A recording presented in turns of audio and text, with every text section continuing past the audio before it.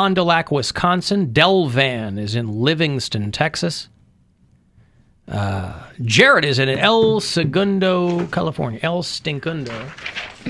You got anybody in Cincinnati? I'm sorry? You got anybody in Cincinnati on We that don't list? have a single person in Cincinnati. Boy, you'd sure think we would. That's a bummer. It's not far off, so obviously there'd be no reason to apprise people there because we just don't have anybody on the other end there in Cincinnati. It's a real bummer, too, because it would be great if we had somebody down there, but we just don't.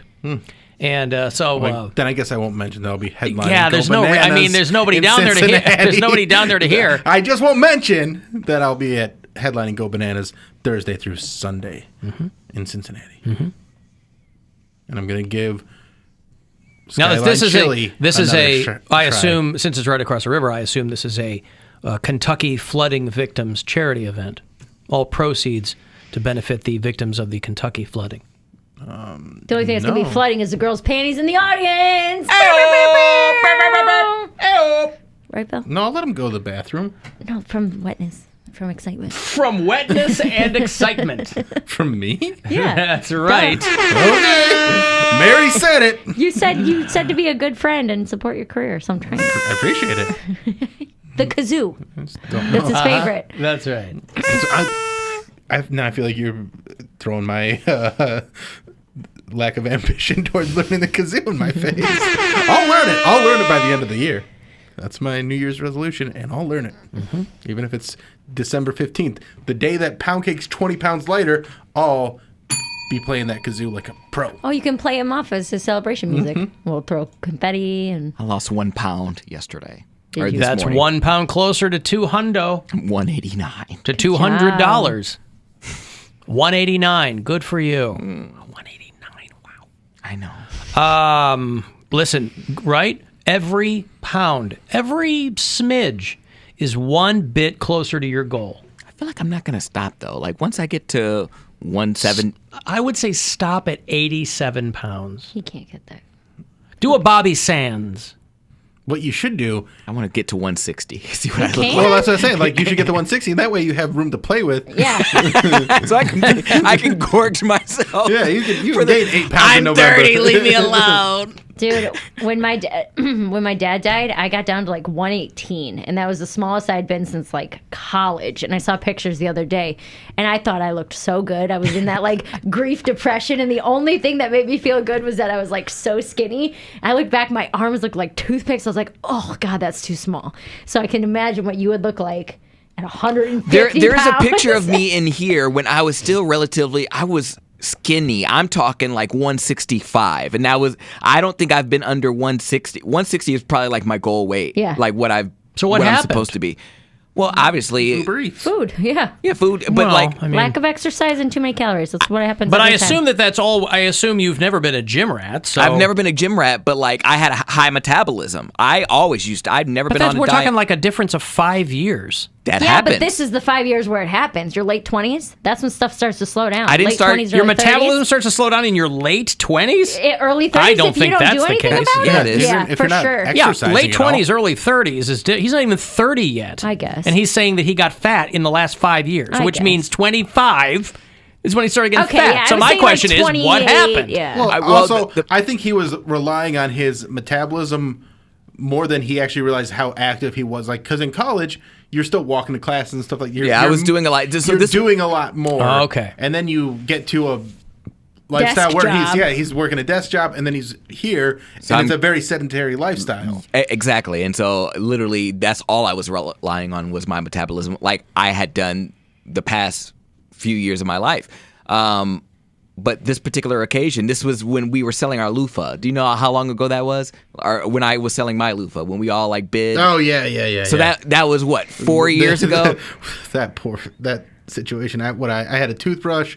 What was Erica selling? Belly button ring. I don't remember. Oh, yeah, belly button ring. What were you selling, Alan? I wasn't selling anything, I don't think. You guys were doing it. Everyone did something. I don't know maybe that I'll I do did. something. But there was a picture of me. Somebody will tell me if I did. There was a picture of me holding the loofah that was a picture that was posted on eBay so people could bid. And I was just looking. I was like, oh my gosh, that shirt is like a small, like an extra small. So because I remember that shirt, I had that shirt, and I tried to look for it after I saw that picture because it popped up in my memories. And it looked like a baby shirt. I was like, oh my goodness. Man, I just can't. I can't. I don't think anybody over 18 should rely solely on their metabolism. Like, because you have to develop the habits so that when you hit 30 and it goes off a cliff, you kind of got a head start. You know what I mean? No one in my family has that discipline. No one. We didn't eat healthy as children. Growing up, my mom worked. You're poor too. So you're eating whatever there was. Yeah, but I'm just saying $20 and say, "Hey, go get McDonald's." I understand. I'm just saying for some people, that's their motivation. No, but I didn't know. Like, I mean, I knew, but like, I didn't know how to. I didn't know how to diet. I didn't know how to eat right. I didn't know what foods were good for you. I looked at food as getting full, not as energy for your body. If somebody put a Big Mac in front of you next to a tomato, you wouldn't know which was better. I would know which was better, but I'm like, I don't. Yeah, the Big Mac's better. Obviously. So much better. I think you're misunderstanding. Like, I just didn't care enough. I didn't realize that I needed the fuel for my body. I thought getting full was just good enough. What you're supposed to do, yeah. I thought that you're just putting something in your body, it's fine. Nutritional, like, I didn't understand it at all. Well, also, they were teaching us the food pyramid, which was so terrible. Wrong. Yeah. Like, 8 servings of grains. Drink 2 gallons of milk a day. Carbo load every day. Just like you're going to run a marathon. Yeah. But yeah, so I didn't really. No one in my family dieted. My brother certainly doesn't diet. My mom, she doesn't really eat that much, so it's not really a diet. She just, picks here and there from her rotisserie chicken. And then everyone else in my family is just big. We're just a big family, and I have been, pardon the pun, the black sheep, because I just haven't. I always had my high metabolism, so I was always skinny. And then now that I see I'm getting like everybody else, I was like, well, I like this. I like standing out. So I'm like, nah, I'm about to get skinny, son. Nah.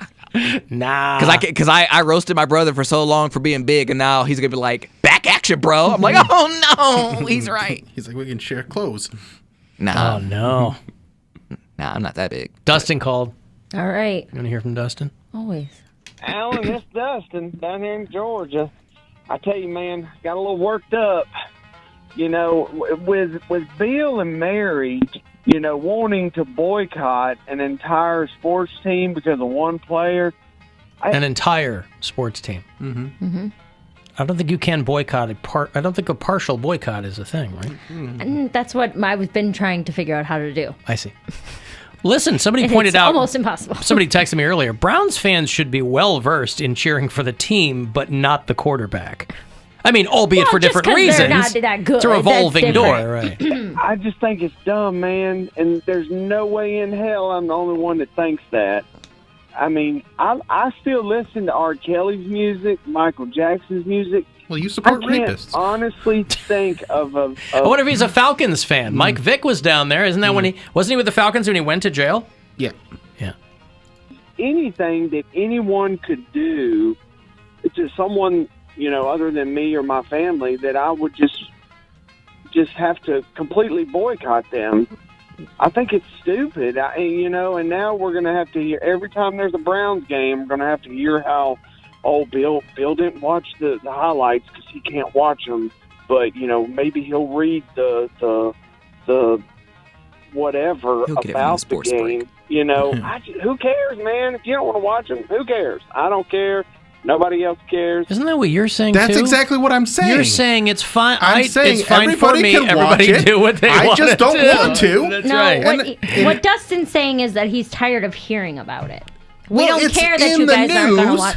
I Yeah, understand. and So we are, and so. people are asking about Also, it. the sounds coming out of our faces is an everyday occurrence here between 2 and 6:30. So Also, his justification is, I couldn't do it unless it was happening.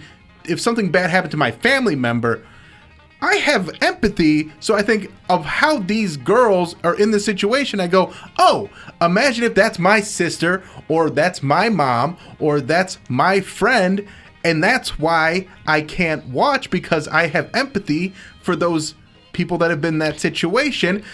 something doesn't And happen that's- have to yeah, it happen doesn't have directly to happen to you directly to me to understand for me to why understand it's an why issue. it's a terrible thing.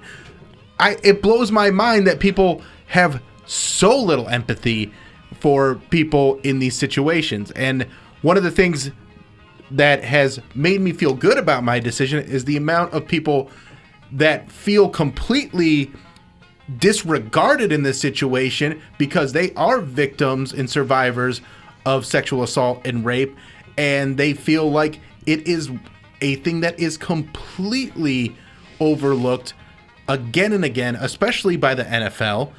And so I would rather stand with those people and make them feel like I'm their ally than cheer for a team that I'm not even doing anything for. Like I don't get anything if the Browns win. Conversely, I'm not an empathetic person, but I still understand where people are coming from, right? You're more empathetic than you think. You know, who cares, man? If you don't want to watch them, who cares? I don't care. Nobody else cares. If you don't want to listen to Michael Jackson or R. Kelly, no one cares. I think it's stupid and it's petty, and Bill will stick to his guns because it pisses people off like me. I mean, I really like that part. That's the other thing, too, is people think you're doing it like there's At an them. ulterior motive No. at them. Yeah, right. And that's the thing. People Just get make defensive. me mad. People Yeah. get defensive because of they actually feel some sort of guilt about it, Or they don't. or they don't. Thank and you, then, Dustin. And I they appreciate wonder the call. why. And again, I like Poundcake asked, am I judging people? No. People can cheer for the Browns. I completely understand it. I'm not going to. And then you call about it. It's going to make us talk about it more, Dustin. So take a big old swallow of that. Take a swallow of them facts and enjoy. You know, Bill's going to be forced to hear about it. I'll update him in the sports break. So The Swartz Took a big break? old swaller out of it, and I was like, uh-oh. What did he call it? Swartz break. Swartz break. I said sports break. I thought you said Swartz break, My sister was actually excited. which is the goings on of the creator of the Brady Bunch. when I was telling, her about she's heard about the Deshaun and stuff that's going on. And she goes, does this mean that you can hang out with me on Sundays again? Because for years it has been, do not call me unless you want to meet me at a Browns, a bar to watch the game, or you want to come over and watch the game. I'm not available from noon to 4. She's always welcome at the Cox Out pregame parties at the Ivy, West 6 downtown. Brought to you by Bud Light. She's always seeing that silver lining where she's like, well, you can spend time with me and my kids. I said, sure. I love that you and your sister have that relationship because my brother is a flake, and I thought it was just because he was lazy and he didn't want to do anything. No, he'd be like, oh, you want to go to a Browns tailgate? I'm like, oh, you want to go to a Browns tailgate? Hell yeah, I'll go to a Browns tailgate. I don't want to go to the game, but I'll go to a Browns tailgate. He's like, all right, now this is years ago. He's like, oh yeah, we'll plan something, blah, blah, blah. Sunday rolls around. So the Derek Huff situation is not unique to my mother. We all do this to each other. So I was waiting around, no call, no text, no nothing. I see on Instagram, he was at the tailgate just with his buddies. He didn't call you. He was there. So I just call him, and I'm like, let's see if He ghosted you? yeah, I'll see if he answer. Went straight to voicemail. I'm like, He ignored maybe you? his phone. No, it didn't even ring. It went straight to voicemail. Well, that's either off or when you're down to the Muni lot. Service is terrible down there. That's a good. I never have any problem. I mean, just go with it, man. Just So I'm. I hit ignore. So I was thinking he was gonna lie. I was like, let me just wait to the end of the game. Let him have his day. I don't want him to think about me. It's not about me. It's fine. But then after the day was over, I called him up. I'm thinking okay, he about to lie. Why didn't you just go down and meet him? I wouldn't do that. No, If it would be too hard to find him. No, my thing would be if someone said, hey, let's go together, and then didn't call me and then went anyway, I'm not just going to show up. But it's his brother, not a pal. Even if my sister did that, I'd be Really? like, well, you clearly didn't want me Yeah, there. you didn't wait didn't for call me. You Yeah. didn't text me. Oh, I'd be so relieved. Like, oh, I get to stay home. Well, yeah, I was like, I've only been to one Browns tailgate, and it was with my one friend who had the trailer there. So that was a experience I'll never forget. So it was fun. So I was like, I'll go back. But I called him when he got home, and I was thinking he was gonna lie. I'm like, he doesn't want to hurt my feelings. He was like, oh yeah, no, bro, I went. I'm like, what you mean you went? I thought we were supposed to go together. He's like, yeah, but whatever. I was like, yeah, whatever. he's always flaking on me, but he'll hang out with his other friends. Did you see the rich kid who had his head chopped off by the helicopter while we were gone? What? No. It's like a bad guy in the Raiders of the Lost Ark. Sheesh. 22-year-old British tourist, a guy named Jack Fenton. He and his family are all very wealthy. He's 22. He and his family are partying out on Mykonos. So where Poundcake wants to go, right? Yeah, Mike Onos. Mhm. They were on their way home from a luxury vacation on Mykonos. He and some friends are in one helicopter. These are chartered helicopters, right? Tens of thousands of dollars. And he and his friends are in one chopper. His parents are in another chopper. And they're heading to the mainland in the choppers so they can get on a private jet.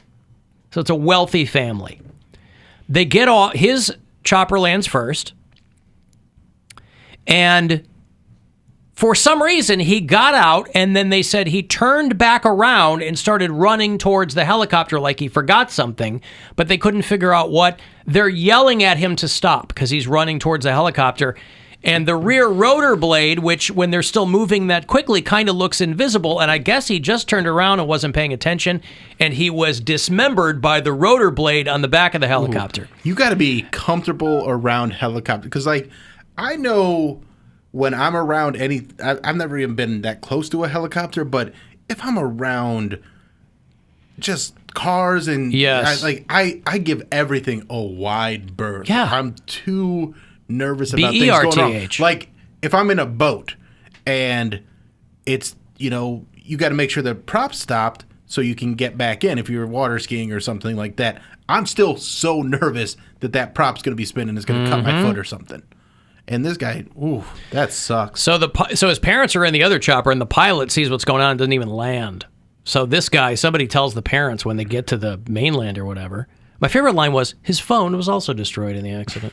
So they've been going over this surveillance footage like the Zapruder film. That's actually how I want to die, too. I want to die where I'm destroyed, my phone's destroyed, hopefully my laptop's with me, also destroyed. Yeah. The browser history's destroyed. All the browser history's destroyed. He was the first one off the helicopter, and they couldn't figure out why he turned around and ran back to the helicopter. And they say as he moved to the back, he was hit in the head by the aircraft's small rear rotor. I didn't know they were that These low. were privately rented helicopters, $18,000 a piece, carrying a bunch of people, this guy and some friends and his family, back to the mainland.